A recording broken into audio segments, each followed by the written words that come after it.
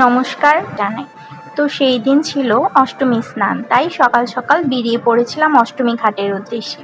তো অষ্টমী ঘাটে পৌঁছে গিয়েছিলাম, এখানে মেঘের বাবা দাঁড়িয়েছিল। তো সবাই আমরা চলে যাচ্ছিলাম ঘাটের কাছে। ওই দিন যেহেতু অনেক বেলা পর্যন্ত স্নান ছিল, তাই ঘাটে মানুষজন একটু কমই ছিল। তো এখানে মানুষজনের ভিড়ে আস্তে আস্তে করে আমরা নেমে যাচ্ছিলাম।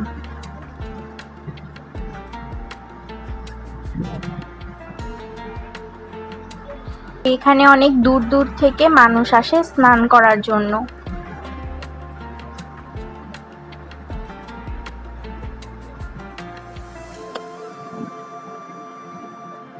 তো আমি গত রাতেই জামালপুরে চলে এসেছিলাম স্নান করার জন্য, তাই আজকে সকালে স্নান করে আবার চলে যাব শেরপুরে।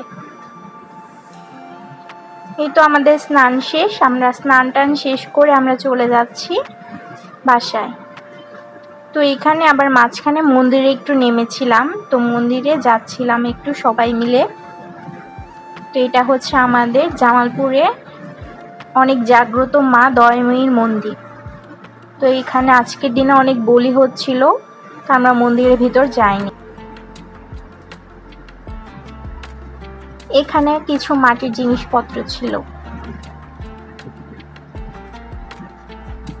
তো এরপর আমরা বাসায় চলে গিয়েছিলাম। বাসায় আবার ড্রেস চেঞ্জ করে আমরা চলে এসেছি মন্দিরে একটু অঞ্জলি দেওয়ার জন্য। তো এখানে আবার মায়ের মন্দির দেখিয়ে দিলাম। আজকে ভেতরে যাওয়া খুবই অসম্ভব।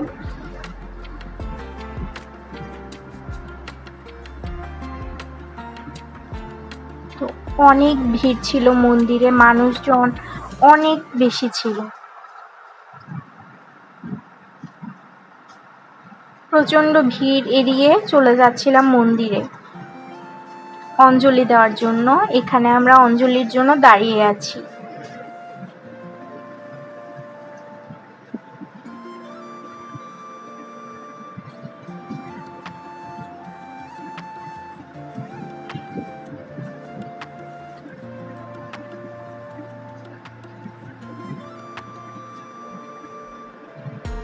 মন্দিরে পা ফেলার মতন জায়গা নেই, এত ভিড় ছিল। আর এখানে জলে কিছুটা ব্লক ছিল। তো এখান থেকে মেলা থেকে কিছু কেনাকাটা করে আমরা চলে যাচ্ছি বাসায়।